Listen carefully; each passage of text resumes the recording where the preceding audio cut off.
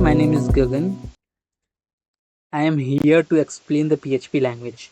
So, first, we move to introduction of PHP. It's a powerful side server-side scripting language. It's essential for the web development over here. So, question being offered when the people in the new web development is how does the database connect code, and then how HTML and PHP work in the frontal sides. There are many questions come to your mind.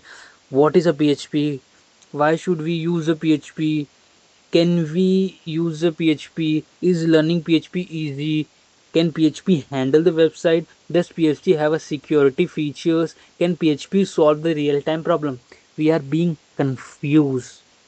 Let's go into the deeper how the actual code works. So here you can see a image where the code is been written and server executed and final it's been shown to the browser, and that's the image over here. So your computer have some data. Look at the image. You can see uh, the computer or the system and the server or a DB over here, where you can see some data being transferred to the DB. That term to our mind. So the question that first come to our mind is what is a PHP over here. So let me define you what is a PHP. A PHP stands for Hypertext Preprocessor. It's an open source server side scripting language. It's been used to create a dynamic interactive website and essential for generating content for displaying in HTML. And जब भी हम सुनते हैं what is a hypertext preprocessor over here. So hypertext, have you heard about HTML?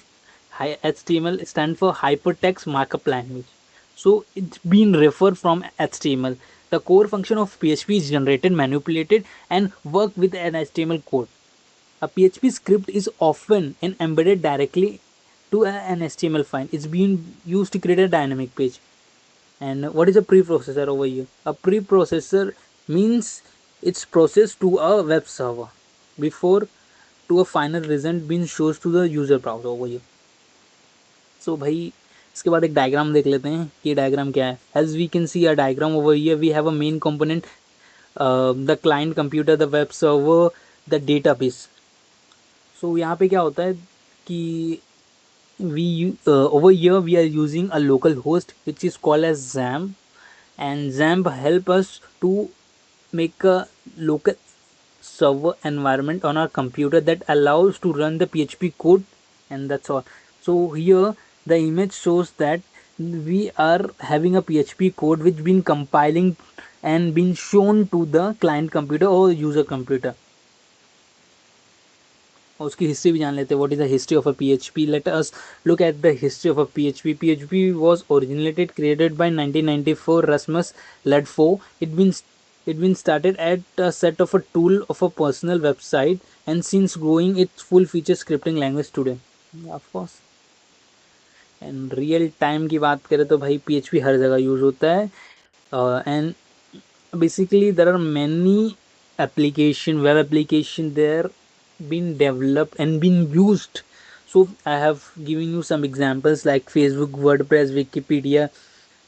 So there are best example that perform handles massive amount of a trafficking and data, providing that the PHP is not a robust and scalability but is also capable of powering something of the bigger websites that help us for the PHP code to run to our own or a local part. So we have some setups or installation for the PHP. First, that is XAMPP. XAMPP is a cross-platform Apache, MySQL, PHP, and Perl. That stand for a XAMPP over here. And XAMPP help us is build a local server, or you can say a local environment that help us to perform the code or to the test, or a simple way we can test the code over here. where we have a option of MySQL, MariaDB, and etc. Can perform first a simple program over here. We can create a index.php where we have to print or we have to display the hello world over here.